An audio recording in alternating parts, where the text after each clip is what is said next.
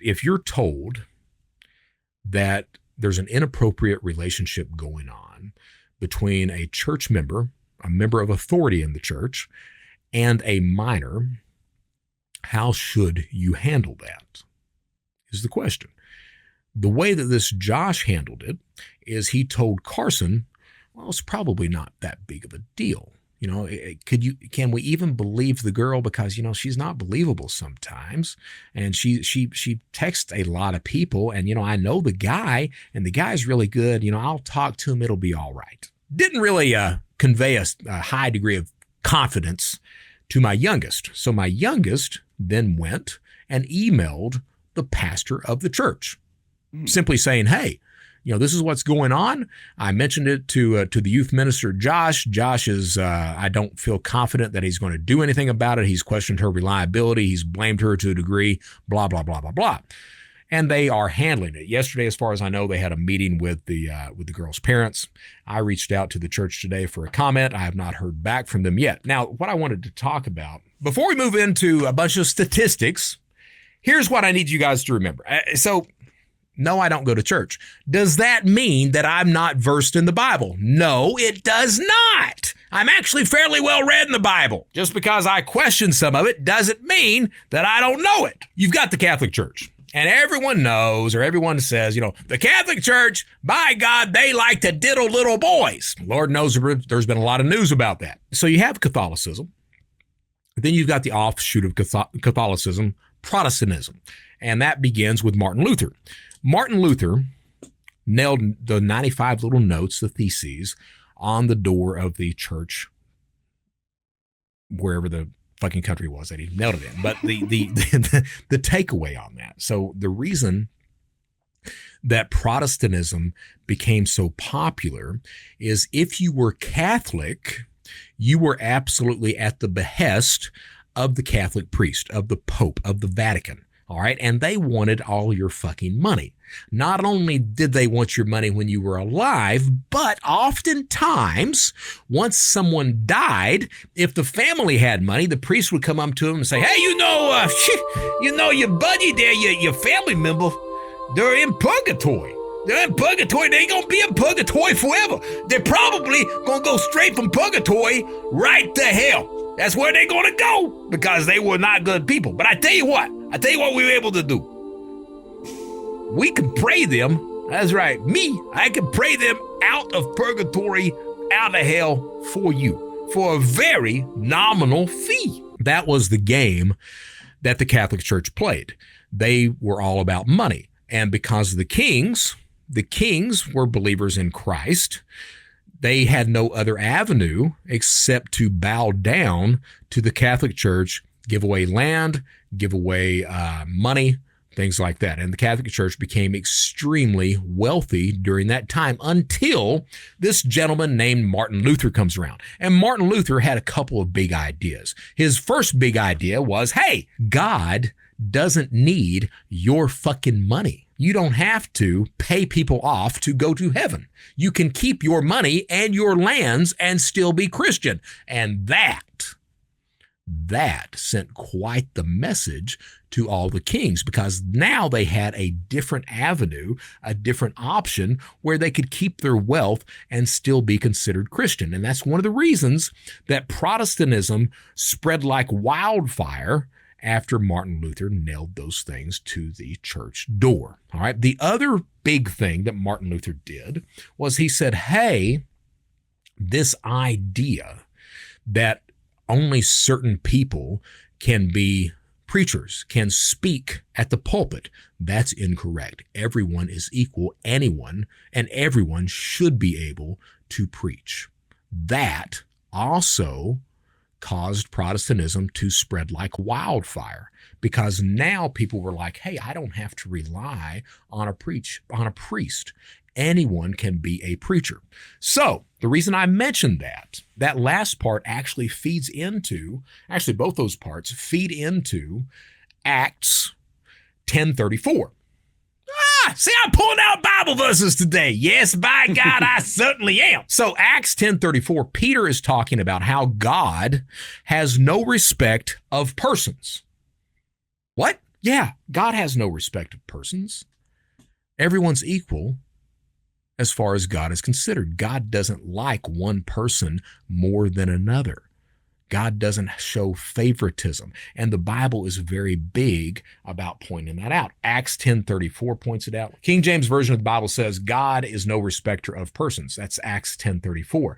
John 10:16, God is no respecter of persons. 1 Peter 2:17, show proper respect to everyone, love the family of believers, fear God, blah, blah, blah, blah, blah. Proverbs 28:21, to have respect of persons is not good. For a piece of bread, man will transgress. Colossians 3:25, but he that doeth wrong shall receive for the wrong which he hath done. For there is no respect of persons. The reason there is no respect of people, of a specific person, is because, hey, people fuck up. People are influenced. People have desires. People have cognitive dissonance. People do not follow by the word, the infallible word of God. So because of that, we do not respect persons. We do not. All right. I say that because at a church, oftentimes we have a hierarchy. Even a church that's based on Protestantism, which, if it's not Catholic-based, it's automatically Protestant-based, all right? Which means anyone can be a preacher. You can keep your fucking money, all right? That's what that actually means. But at these same churches, we have a hierarchy. We have a set of deacons. We have the preacher. We have the ministers, the youth, the counselors, things like that. And those people, for some reason, they demand more respect than the other churchgoers. Martin Luther was adamant that that was not the case. Not only was Martin Luther adamant that that's not the case, but the Bible itself is adamant that that is not the case. There is no respect of persons. I say that because too often in churches, when you have some sort of sexual misconduct, that shit is swept under the rug. It's not talked about. It's not shared with the other parishioners because the people who are in authority evidently know better than anyone else. The truth of the matter is that they don't want that blemish out there. They don't want it discussed because they may lose some parishioners and thereby may lose some fucking money. That's the truth of the matter. Let's talk about some of these statistics for a second. Qualitativecriminology.com, the name of the article is Child Sex Abusers in Protestant Christian Churches. All right, and the paragraph that I'm going to read through is kind of interesting.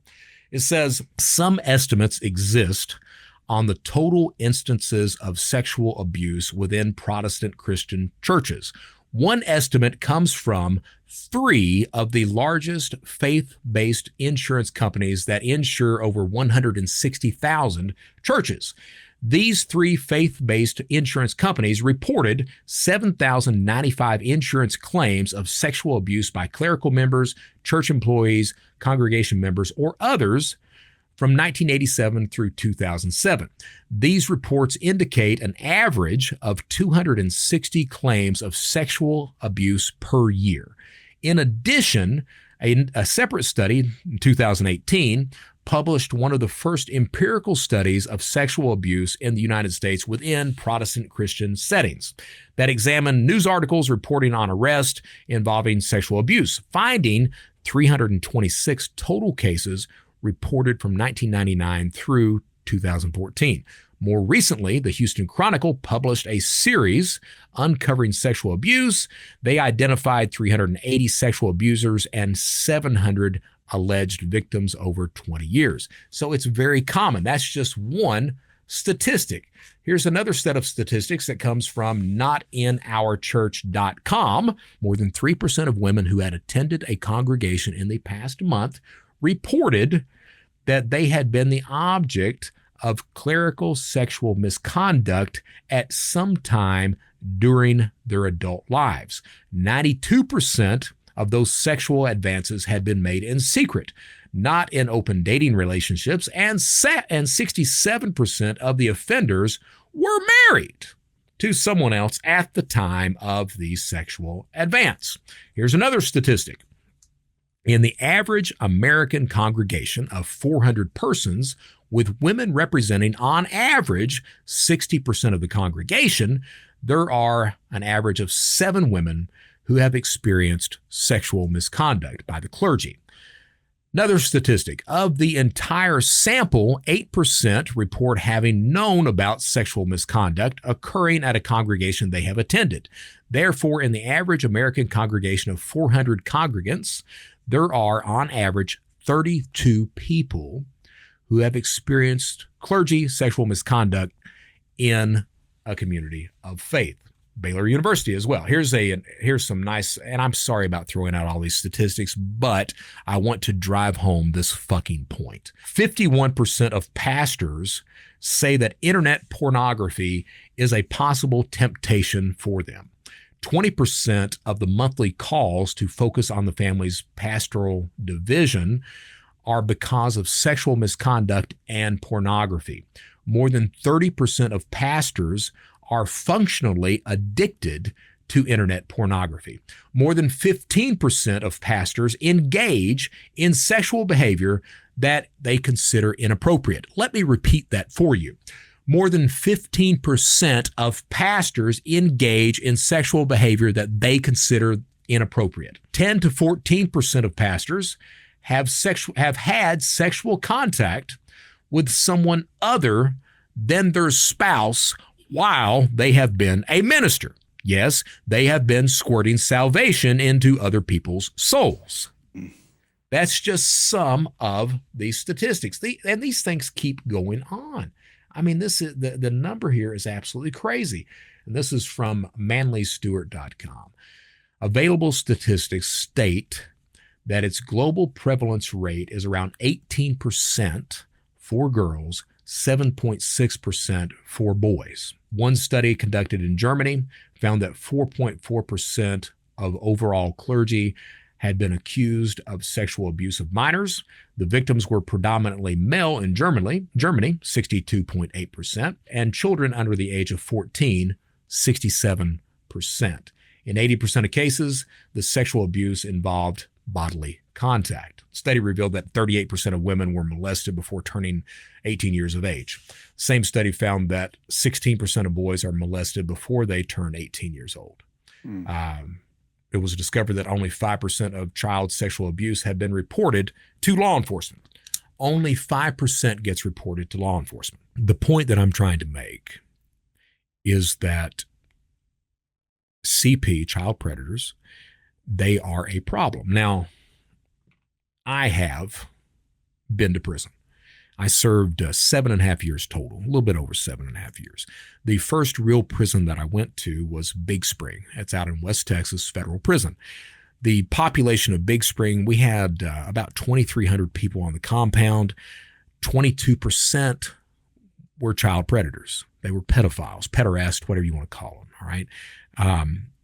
They are frowned upon in a prison environment. The week before I got there, so what you find in a prison setting, guards don't run prisons. Inmates run prisons. Specifically, the higher classification of security that you go up, gangs run prisons, all right? So at this specific prison, the compound was ran by the Paisa gang, Hispanics, all right?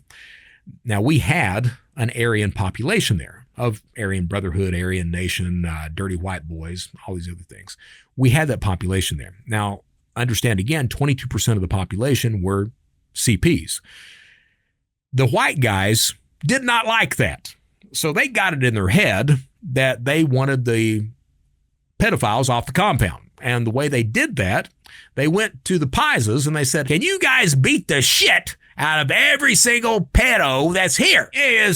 We can do this. We just need a list of the pedophiles. Where are you going to get a list? Well, it turns out where you get a list, you get a list from the guards. The guards, they don't like pedophiles either. So the guards gave all the Aryans a list of every single pedophile that was on the compound. Now what happens is 4 o'clock every single day in the federal prison system, you have a stand-up count. Everyone stands the fuck up. 2 guards come around and they do a hand count of every single inmate. After that, they lock down the compound. Then they come out and do mail call, and then you go to chow, to dinner right after that. So that specific day, a week before I get there, they do 4 o'clock count. After they do 4 o'clock count, everything's shut down. And then the Pisas, you're issued a master lock, just a padlock to go on your locker. That padlock, you can put that in a sock, or you can tie it onto a belt and make a makeshift mace out of it. And that becomes your weapon of choice when you're in prison. So what happens is, after 4 o'clock count, Pisas, they've got their list of pedophiles, put a stocking over top of their head, they get their makeshift lock mace, and they go around with their list to every bunk that's got a pedophile on it, and they ask the guy, "What are you in here for?" And the guy tells them some lie. And as soon as the guy tells them a lie, they take their lock and they start beating the ever-loving dog shit out of the pedophile. Turns out that the plan the Aryans had of getting all the pedos off the compound, that did not work. See, they said to themselves, if we beat the shit out of them, the guards will send them over to, segregation, and then they will transfer them out, and we won't have any CPs on the compound. Didn't work out that way. What actually happened was the guards locked all the Aryans up and transferred their asses out, and all the pedos stayed on the compound. So when I got there, there was a 22% population of CPs on the compound. When you're there with one of these predators, they're shunned, as they should be. They're not allowed in the TV room. The other inmates extort them. The chances of you getting beaten up, highly, highly probable at that point in time. And that's the way things tend to work in a prison environment. The reason I say that is I got to spend a lot of time with these people. I got to have several conversations with these people because one of my jobs was to approach any white guy that potentially was one of these people and have a conversation. Hey, you need to let me know what the fuck's going on, or you're going to get fucking killed here. What do you want to do? So that was my job. And I interacted with dozens, if not hundreds of these individuals. And I can tell you in no uncertain terms, I never met one that was sorry for his crimes, that had the least bit of contrition, that was remorseful at all for victimizing minors. Ever. Typically, what they would say was, we loved each other. And my response would be, dude, you're in your fucking 40s. She's 12. She doesn't know what that is. And they didn't understand. They truly didn't. They didn't understand that. And this was very common, very common. We had one guy, his name was John. We had one guy that would go through magazines and cut out pictures of the youngest kids that he could find. And, whereas most inmates would put pictures of women inside of their locker, he had pictures of children inside of his locker until we found out about it. Then he had to leave the compound. That or he was going to fucking die. But that's very common. I got to, and I want you guys to understand that this is something that you can't fix. They are sexually titillated by minors. You're not going to fix that. Okay? So I say that because now it appears at this church that we've got this drummer guy that is talking to at least one minor and telling her not to tell anyone. The response from the church hierarchy has been, well, first of all, the youth minister, Josh Powers, he blamed the girl. So he did some victim shaming. He also questioned her truthfulness, and at the same time tried to minimize the actions of the drummer, the 28-year-old drummer that's talking to a 15-year-old. I've said it before. I'll say it again. All right? I don't care. I do not fucking care who that girl is. In this context, I don't care that she may be talking to people, reaching out to adults. Maybe she's promiscuous, whatever this other Josh was trying to say. I don't care, all right, because she is a minor. She does not have the ability to be completely rational. She doesn't understand these things. Only 5% gets reported to law enforcement. When you tell somebody, don't tell anyone else, that is absolutely an indication of grooming that child. And that's exactly what this guy is doing. And at the same time, you've got a youth minister out there that's not taking it seriously. Carson went above his head, went to the pastor. The pastor thanked him. Pastor called the youth minister in. The youth minister got upset with my youngest. You shouldn't have went above my head. And I got to tell you, my boy, he did the right thing. He told him in no uncertain terms, I was not confident that you were going to do the right damn thing. So yes, I went above your head. Well, that did not win him any, brownie points with youth minister. It won him all kinds of brownie points with me. And I think that it will win him all kinds of brownie points with the parents of children up there that may be worried that, hey, who else has this guy contacted? Because we don't know yet, do we? No, we don't.